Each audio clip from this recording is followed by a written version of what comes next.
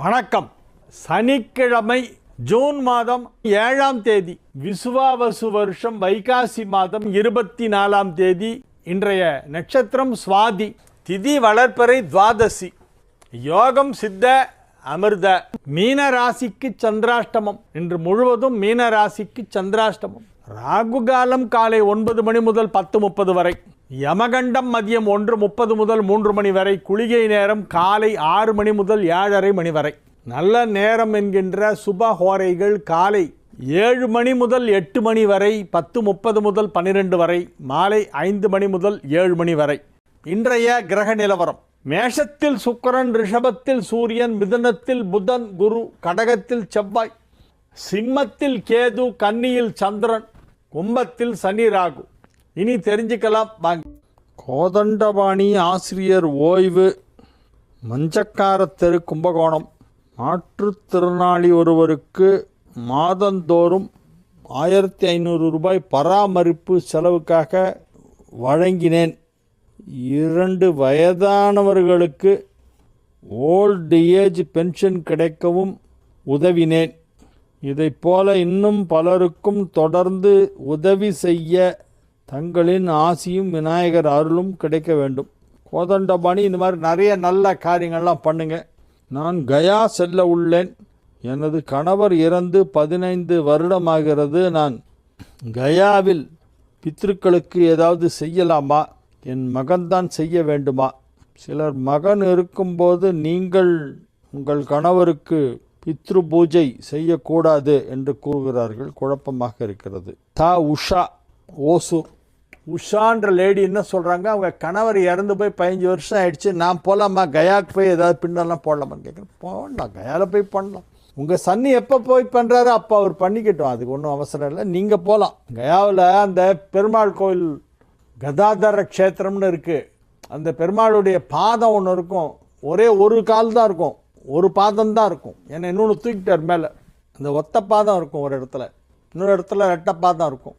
அந்த பாதத்தில் போய் பிண்டம் போடுவாங்க. அங்கே போய் நீங்கள் வெறும் அந்த பாதத்தை தொட்டு அங்கே நமஸ்காரம் பண்ணி வேண்டிட்டாலே உங்கள் கணவருடைய ஆத்மா சாந்தி அடையும். அந்த மரத்தடியில் போய் வேண்டிக்கிங்க. அக்ஷயவட்டம்னு ஒரு மரம் இருக்குது. அந்த மரத்தடியில் போய் உட்காந்து உங்கள் கணவரை அப்படியே பிரார்த்தனை பண்ணிவிட்டு அவருடைய ஆத்மா சாந்தி அடையணும்னு இறைவனை நீங்கள் அந்த இடத்துல போய் வேண்டிட்டாலே அது ரொம்ப நல்லது. அது பழனியாப்பிள்ளை, கீழத்தெரு, ராதாபுரம், திருநெல்வேலி மாவட்டம். நமக்கு வரும் வருமானத்தில் முதலில் எந்த பொருள் வாங்கினால் பணம் பல மடங்காகும்? உப்பு வாங்குங்க. கல் உப்பு வாங்கி வைங்க வீட்டில். கோவிலுக்குள் நுழையும் போது முதலில் எந்த இறைவனை வணங்க வேண்டும்? முதல்ல பிள்ளையாரை தான் கும்பிடணும். அவர் தான் சேனை முதலியார். கடைசியாக எந்த இறைவனை வணங்க வேண்டும்? கடைசியாக வணங்குறது பைரவர். சஷ்டி அப்த பூர்த்தி ஆனவர்களுக்கு கனகாபிஷேகம் செய்யலாமா? கனகாபிஷேகம்ன்றது கொள்ளுப்பேரன் பிறந்தா பண்ணுவாங்க. பேரனுக்கு புள்ள பிறந்தா கனகாபிஷேகம் பண்ணலாம். பேரன் பிறந்து பேரனுக்கு கல்யாணம் ஆகி அவனுக்கு கல்யாணம் ஆகி அவனுக்கு குழந்தை பிறக்கணும். 4வது தலைமுறையை யாராவது பார்த்துட்டாங்கன்னா, மகன் வழியில் 4வது தலைமுறை 4th ஜென்ரேஷன் பார்த்தா அதுக்கு கனகாபிஷேகம் பண்ணுறதுன்னு வழக்கம் உண்டு. புள்ள, பேரன், கொள்ளு பேரன், எள்ளு பேரன், 4வது தலைமுறை. தூங்கும் குழந்தைக்கு திருஷ்டி சுத்தி வைக்கலாமா? பண்ணக்கூடாது. தீப்பொறிப்பட்டு ஓட்டையான துணியை உடுத்துவது சரியா? இல்லை, அதை யாருக்கா கொடுத்துருங்க, இல்லை தூக்கி போட்டுருங்க. கே சுமாபதி, தலைமை ஆசிரியர் ஓய்வு. ஏ கஸ்பா, ஆம்பூர். குருமங்கள யோகம் என்பது எப்படி ஏற்படுகிறது? அதனால் என்ன பயன்? குருவும் செவ்வாயும் ஒன்றுக்கு ஒன்று நல்ல கேந்திரத்தில் வலுவாக இருந்துன்னா அது குருமங்கள யோகம். உதாரணத்திற்கு மேஷத்தில் குரு, மகரத்தில் செவ்வாய் உச்சம், அது ஒரு நல்ல குருமங்கள யோகம். அல்லது மேஷத்தில் செவ்வாய், கடகத்தில் குரு, இதுவும் நல்ல அருமையான குருமங்கள யோகம். ஏன்னா செவ்வாய் ஆட்சி ஆகிடுறது மேஷத்தில், குரு கடகத்தில் உச்சமாகுது, அதுவும் ஒரு நல்ல குருமங்கள யோகம். அந்த மாதிரி கேந்திரங்களில் 2 இருக்கணும். 2த்துல ஏதாவது ஒன்றாவது ஆட்சியாக இருக்கணும், இல்லை உச்சமாக இருக்கணும். அந்த மாதிரி அமைஞ்சுன்னா ரொம்ப பவர்ஃபுல்லான குருமங்கள யோகம். அப்படி இருக்கிறவங்களுக்கு நிறைய அசையா சொத்து கிடைக்கும். ரெண்டாவது, எதில் போனாலும் அவங்க ஜெயிச்சுட்டு வருவாங்க.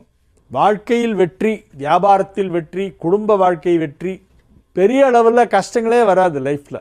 நல்ல செவ்வாய் இருக்கிறது பெரிய யோகம். நம்ம ஊரில் நடனா 4 செவ்வாய் இருந்தால் செவ்வாய் தோஷம்னு தூக்கி போடுறான். என்ன பண்ணுவீங்க இவங்களெல்லாம்? எவ்வளோ சொன்னாலும் புரிய மாட்டேங்குது. எல்லாருக்கும் நல்ல செவ்வாய் தோஷம் கிடையாதுங்க அப்படின்னா நான் ஒத்துக்க மாட்டேன். என்ன பிஆர் கவிதை ராஜா ஐயம்பேட்டை 8 திசைக்கான 8 கோயில்களை பற்றி சொல்கிறாரு. அஷ்டதிக் பாலகர்கள் பிரதிஷ்டை செய்து வழிபட்ட அஷ்டலிங்கங்கள். வள்ளிக்கொல்லைமேடு இந்திரசேனாபதீஸ்வரர் கோவில் கிழக்கு இந்திரலிங்கம். நூம்பல் கிராமம் அகத்தீஸ்வரர் கோவில் அக்னிலிங்கம் தென்கிழக்கு. செந்நீர்குப்பம் கைலாசநாதர் கோவில் யமலிங்கம் தெற்கு. பாரிவாக்கம் பாலீஸ்வரர் கோவில் நிருதிலிங்கம் நிருதி தென்மேற்கு. மேட்டுப்பாளையம் ஜலகண்டேஸ்வரர் கோவில் வருணலிங்கம் மேற்கு. பருத்திப்பட்டு வாயுலிங்கேஸ்வரர் கோவில் வாயுலிங்கம் வடமேற்கு. சுந்தர சோழபுரம் குபேரேஸ்வரர் கோவில் குபேரலிங்கம் வடக்கு. எங்கே இருக்குன்றதையும் போடணுமே. நீங்கள் இது எந்த ஊருக்கு வடக்கு எந்த ஊருக்கு தெற்கு, நீங்கள் எதை சென்டராக வச்சுட்டு சொல்கிறீங்க அப்படிங்கிறதுல விளக்கம் இல்லை. பருத்திப்பட்டு வாயுலிங்கம் வாயு கோவில் வாயுலிங்கம் வாயுலிங்கேஸ்வரர். சுந்தர சோழபுரம் குபேரேஸ்வரர் கோவில் குபேரலிங்கம் வடக்கு. சின்னக்கோலம் ஈசானலிங்கேஸ்வரர் கோவில் ஈசானலிங்கம் வடகிழக்கு. எங்கே இருக்குன்றதை சொல்லுங்கள். பிஆர் கவிதை ராஜா எந்த ஊருக்கு கிழக்கு எந்த ஊருக்கு மேற்கு எந்த ஊருக்கு வடக்கு, நீங்கள் எதை சென்டராக வச்சுட்டு இதெல்லாம் எழுதுறீங்க? ஏன்னா இந்த நிகழ்ச்சி பார்க்குறவங்க எல்லா ஊர்லேயும் இருக்காங்க. வடநாட்டிலையும் நிறைய பேர் தமிழர்கள் இருக்காங்க. டெல்லி பாம்பே கல்கட்டா மாதிரி ஊரில் இருந்தெல்லாம் இந்த நிகழ்ச்சி பார்த்துட்டு எனக்கு ஃபீட்பேக் கொடுக்குறவங்க நிறைய இருக்காங்க. வெளிநாடுகளில் இருந்தெல்லாம் நிறைய பேர் பார்க்குறாங்க. தமிழ்நாடு மட்டும் இல்லாமல் ஆந்திரா கர்நாடகா கேரளாலையும் தமிழ் தெரிஞ்சவங்க இருக்காங்க. அவங்களும் நிறைய பேர் பார்க்குறாங்க. ஸோ இப்போ நீங்கள் அஷ்டதிக் லிங்கங்கள் அஷ்டதிக் பாலகர்கள் பிரதிஷ்டை செய்த கோவில்னு ஒரு லிஸ்ட்டு கொடுக்குறீங்க. ரொம்ப அருமையான ஒரு தகவல். பட் எதை சென்டராக வச்சுட்டு எதுக்கு கிழக்கு எதுக்கு மேற்கு எதுக்கு வடக்குன்றது அந்த அந்த அந்த அதில் விளக்கம் இல்லை. அதை செஞ்சு கொடுத்தீங்கன்னா இன்னும் அடுத்து வர நிகழ்ச்சியில் நான் அதையும் சொல்லிடுறேன். பொது வாழ்வில் சேவை செய்யும் பொழுது சில குடும்பம் அவர்களுக்கு சாதகமாக இல்லை என்பதற்காக சாபம் விடுகிறார்கள். அந்த சாபம் பலிக்குமா? நீங்கள் ஒரு தப்பு பண்ணலன்னா அப்புறம் மற்றவங்க சாபத்தெல்லாம் பற்றி கவலையப்படாதீங்க. அதெல்லாம் ஒன்றும் பலிக்காது. அடுத்தவங்களுடைய வயிற்றுச்சலை வாங்கி கொட்டிட்டா தான் சாபம். உங்கள் கடமை நீங்கள் செய்கிறீங்க. அதில் என்ன இப்போ அதுக்கு என்ன பண்ண முடியும்? அதுக்கு வயிற்றுச்சப்பட்டாங்கன்னா ஒன்றும் பண்ண முடியாது. மேஷ ராசிக்கு இது ஒரு நல்ல நாள். மேஷ ராசி அன்பர்கள் இன்றைய தினம் மிகுந்த மகிழ்ச்சியுடன் காணப்படுவார்கள். ஆரோக்கியம் நன்றாக இருக்கும். பொருளாதாரத்தில் நல்ல வளர்ச்சி ஏற்படும். ஏராளமான வருமானம் வருவதற்கு வாய்ப்பு இருக்கிறது. வியாபாரத்தை விரிவுபடுத்தலாம்.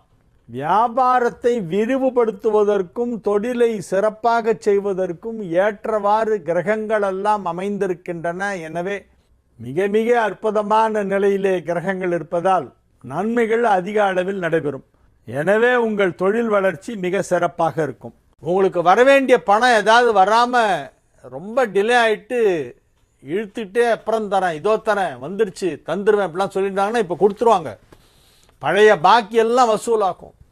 நீங்கள் எங்கேயாவது டெபாசிட் போட்டு மறந்து போயிருப்பீங்க ஏதாவது ஒரு பேங்க்கில்.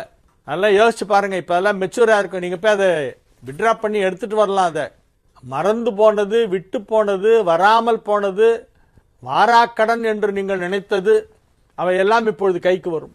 பேட் டெப்ட்ஸ்னு சிலலாம் வரவே வராது அப்படின்னு சொல்லி நீங்கள் ஓரமாக எடுத்து வச்சுருப்பீங்க. இதெல்லாம் எங்கேருந்து வரப்போகுது? அவ்வளோதான் விடு.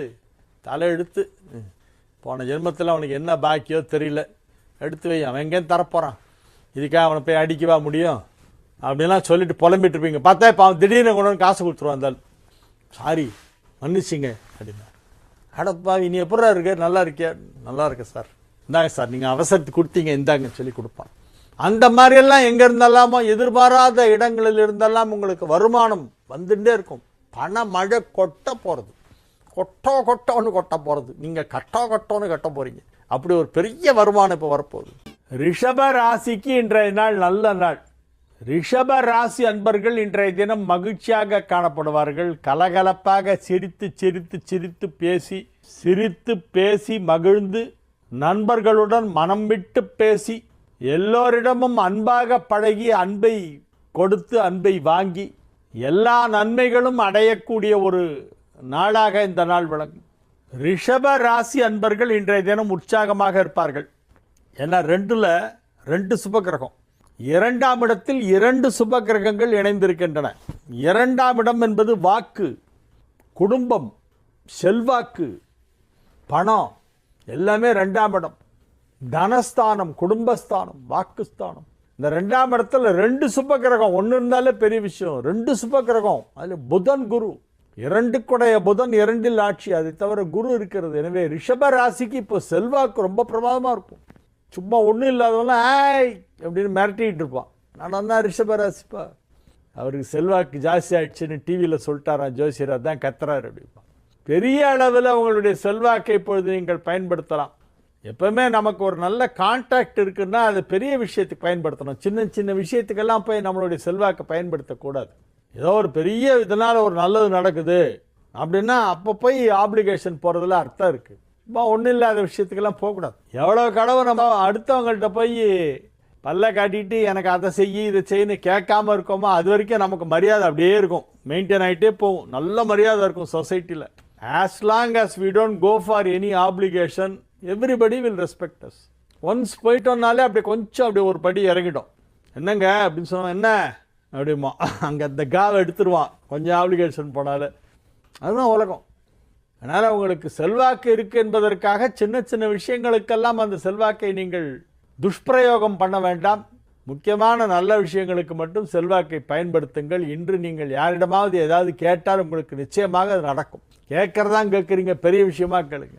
மிதுன ராசிக்கு இன்றைய நாள் நல்ல நாள். மகிழ்ச்சியான நல்ல நிகழ்ச்சிகளிலே கலந்து கொள்வீர்கள். ராசிநாதனாகிய புதன் ராசியிலேயே வலுவாக ஆட்சி பலம் பெற்று 7-10 குருவோடு ஒன்றாக இணைந்து ஜொலித்து கொண்டிருக்கிறது. மிதுனத்திலே குரு புதன் சேர்க்கை என்பது அற்புதமான ஒரு யோகத்தை அளித்து கொண்டிருக்கிறது. எனவே நன்மைகள் சற்று அதிக அளவிலே நடைபெறுவதற்கான சாத்தியக்கூறுகள் வலுவாக இருப்பதை கிரக நிலவரம் உணர்த்துகின்றது. 4ஆம் இடத்திலே சந்திரன், ராசி அதிபதிக்கும் 4ஆம் இடம், குருவிற்கும் 4ஆம் இடம். குருச்சந்திரர்கள் ஒன்றுக்கொன்று கேந்திரம் பெற்றிருப்பதால் கஜகேசரி யோகம் ஏற்பட்டிருக்கிறது. குருச்சந்திர கேந்திரம் கஜகேசரி மிக அற்புதமான நிலையிலே கிரகங்களெல்லாம் இப்பொழுது வீற்றிருக்கின்றன. உதாரணமாக 6 2இல் நீச்சம், இது ஒரு பெரிய யோகம். ராசி அதிபதி ஆட்சி, 6 நீச்சம். 6 நீச்சமானால் ஆரோக்கியம் நல்லா இருக்கும்.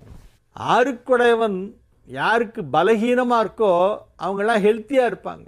பொதுவாகவே ஜாதகத்தில் லக்னத்திற்கு 6ஆம் இடம் ஸ்ட்ராங்காக இருக்கக்கூடாது. 6th Lord should be week. 6th Lord யாருன்னு பார்க்கணும். லக்னத்திற்கு 6 யார், அவன் எங்கே இருக்கான். 6 எவ்வளோக்கு வீக்காக இருக்கானோ அவ்வளோக்கு நீங்கள் ஹெல்த்தியாக இருப்பீங்க, ஆரோக்கியம் நல்லாயிருக்கும். இப்பொழுது மிதுன ராசிக்கு 6 2இல் நீச்சம் அடைந்து விட்டதால் ஆரோக்கியம் நன்றாக இருக்கும். 2 வலுப்பெறக்கூடாது. மிதுன லக்னத்துக்கு 2ல் செவ்வாய் இருந்தால் பெரிய அதிர்ஷ்டம். 2ல் செவ்வாய் அந்த இடத்துல தோஷம் இல்லை. மிதுன லக்னத்திற்கு 2இல் செவ்வாய் இருந்தால் அது செவ்வாய் யோகம். ஏன்னா 6 நீச்சமாயிட்டான். அப்போ உங்களுக்கு ஆரோக்கியம் நல்லா இருக்கும். எதிரி கிடையாது, எதிரிகளெல்லாம் ஜெயிச்சிடலாம். ருணம் ரோகம் சத்ரு 3மே இல்லாமல் போகும். ருணம்னா கடன், ரோகம்னா வியாதி, சத்ருனா எனிமி விரோதிகள். இந்த 3ஐயும் இல்லாமல் பண்ணிடும். 6 பலகீனமாக 2இல் நீச்சம் அடைந்திருப்பதால் ருணரோக சத்ரு ஸ்தானம் பலகீனமாகிவிட்டது. எனவே கடன் இல்லை, வியாதி இல்லை, எதிரி இல்லை. அதனால் மிதுன ராசிக்கு இப்போ ரொம்ப நல்லா இருக்கு. நல்ல நேரம், அழகாக பிளான் பண்ணி இப்போ நீங்கள் சில வேலைகளெல்லாம் பண்ணணும். எதெல்லாம் உங்களுக்கு வாழ்க்கையில் ரொம்ப தலைவலியாக இருக்கோ அதெல்லாம் இப்போ ஹேண்டில் பண்ணிங்கன்னா எல்லாமே உங்களுக்கு ஃபேவரபுளாக முடிஞ்சிடும்.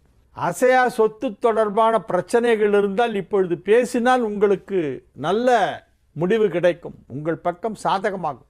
எனவே மிதுனத்திற்கு இன்றைய நாள் மிக சிறப்பான நாள். கடக ராசிக்கு இன்றைய தினம் மிக மிக அற்புதமான நன்மைகள் எல்லாம் நடைபெறப் போகின்றன. 10-5 செவ்வாய் ராசியிலே நீச்சமடைந்திருக்கிறது.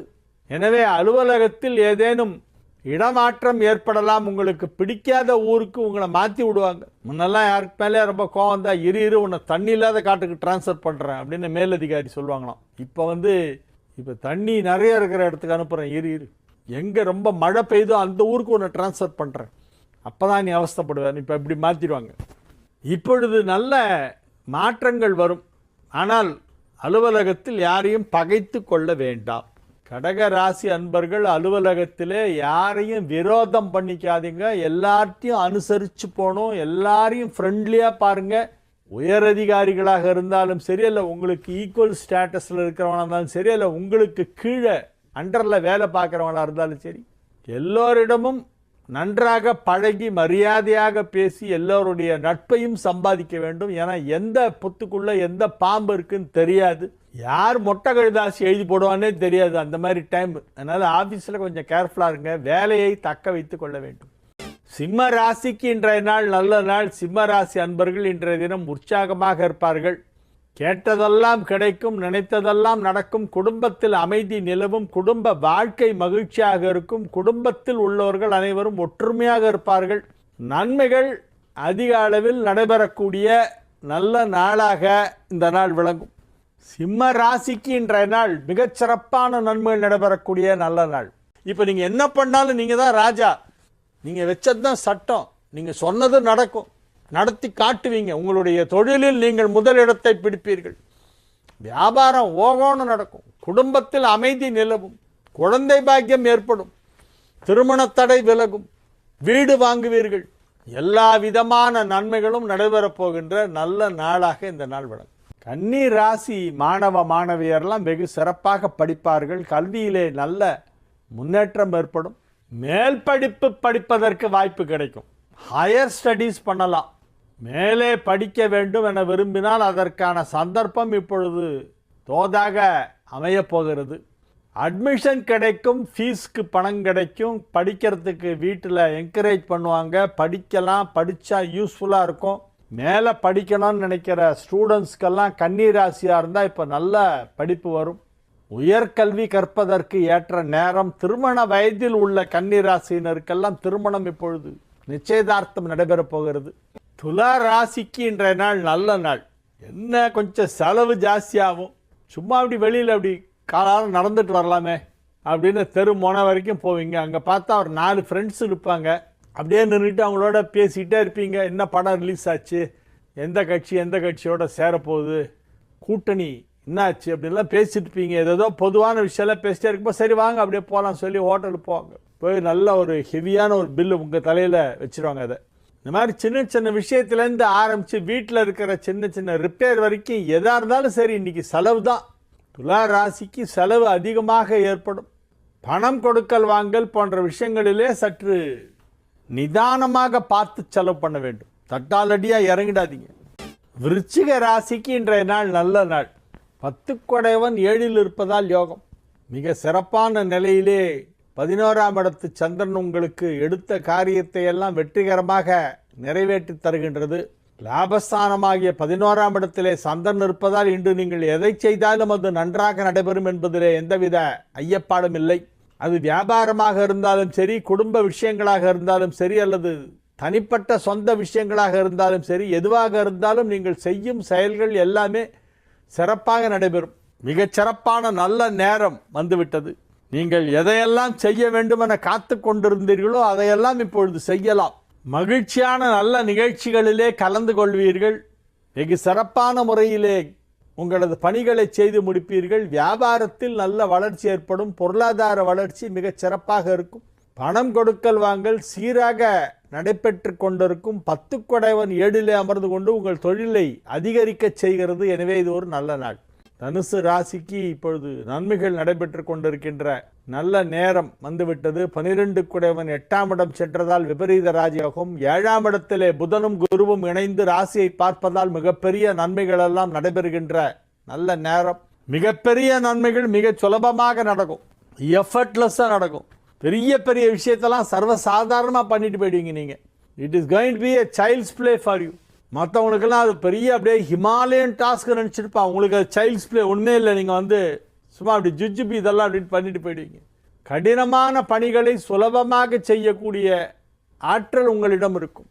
எனவே இது ஒரு நல்ல நாள், எல்லா விதத்திலும் நல்ல நாள். ஆரோக்கியம் நல்லா இருக்கும், குடும்பம் சந்தோஷமாக இருக்கும், குடும்பத்தில் எல்லாரும் ஒத்துமையாக இருப்பாங்க, குடும்ப வாழ்க்கை மகிழ்ச்சியாக இருக்கும். குடும்பத்தில் சுப நிகழ்ச்சிகள் நடத்துவது பற்றிய பேச்சுவார்த்தைகள் நடைபெற்று கொண்டிருக்கும். எனவே எல்லா விதமான நன்மைகளும் நடைபெறக்கூடிய நல்ல நாளாக இந்த நாள் விளங்குகிறது. மகர ராசிக்கு இன்றைய நாள் மகிழ்ச்சியான நாள்.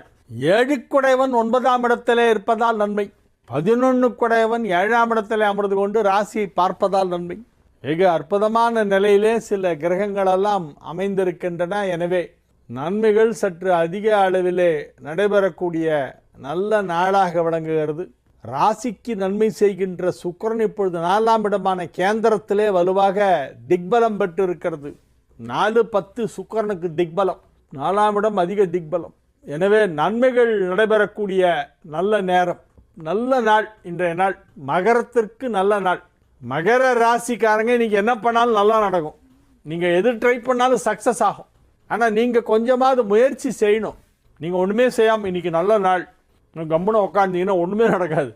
எதோ பண்ணுங்கள், ட்ரை பண்ணுங்கள். இன்றைக்கி எது ட்ரை பண்ணாலும் நல்ல ரிசல்ட் கிடைக்கும். At the end of the day நீங்கள் எதிர்பார்க்கறது கிடைக்கும். அதனால் இன்றைக்கி சும்மா இருக்காதீங்க, எதாவது ட்ரை பண்ணுங்கள். கும்ப ராசிக்கு இன்றைய நாள் நல்ல நாள். வியாபாரத்தில் பெரிய முன்னேற்றம் ஏற்படும். வியாபார வளர்ச்சி பொருளாதாரத்தில் பிரதிபலிக்கும்.